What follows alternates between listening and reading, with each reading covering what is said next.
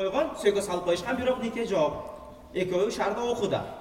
Эми экөө айланганы башкага чыгып турат. Эми болуп койгон го деп, экөөбүз баары үйлөнөбүз го деп шаарга парга чыгып айланып турушат дейт. Анан экөө зынага барып коюп туруп нике кылыш керек. Сиз атасыз. Атанын милдети эмне билесизби? Атанын милдети сизге аял кишини, жанагы кызыңызды мойнуңузга аманат кылып берген да. Ошол аманатты үйдөн чыгарып аткан мезгилде нике менен гана чыгарыңыз дагы дуа кылыңыз. Я Робби, мен берген аманатымдан кутулдум, мынау балага мен өткөзүп бердим деп чыгарыңыз үйдөн. Биздин катабыз ушул болот, эң чоң катабыз. Никеге чейин эле зынаны кылып атат. Никеге чейин зынага барып атат, анан бала же таштап кетет, же башка болот, ошол менен кыз өзүн өзү таштайт, асат, соет, башка кылат, же дары ичет. Акыры ошого барып такалып атат да.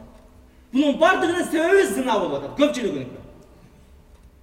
Бир аз ойлонойт. Ошондуктан зына эшиктерине ачпашка аракет кылайлы. Зына эшиктерин таптакыр жабып коелу. Зына эшиктер бизде таптакыр жабылсын, токтосун. Кызыңызда, үй бүлөңүздө, аялыңызда зына эшиктери токтосун. Аялыңыздын, мисалы, сиз таң калам да көбүр жигиттерге, өткөндө картинкадан ушул сөздү уктум. Бир жакшынакай бир машина алса дейт, аны жакшынакай кылып ороп коет дейт. Адамдар, жаш балдар чийип койбосун деп. Анан бир аялы бар, же бир кызы бар, же бир эжеси бар, аны ким чийип атат? Аны менен иши жок эркектин дейт да. Аны менен ишиңиз жок болуп атат. Машинаңыз чалык эмне, аялыңыздын кадыры жокпу деген сөз чыгат да. Же кызыңыздын ошол машинаңызча кадыры жокпу деген сөз чыгат. Аны үчүн эмне кылыш керек? Ошол балдар канча эркек чийип аткан кызыңызды, же чий элек болгон болсо, ошол чийип бергенге чейин ошол кызыңызды карашыңыз керек да, сиздин милдетиңиз. Сизге түшкөн, мойнуңузга түшкөн аманат. Ал аманатты эсен аман өзүнүн ээсине тапшыруу үчүн ошого чейин карашыңыз керек. Сиз ага исламда, иманда жүрүшкө аракет кылдырышыңыз керек. Пайгамбар сөз шайырлардын атын ушул сөз менен жыйынтыктайлы. Арабтардын бир шери бар.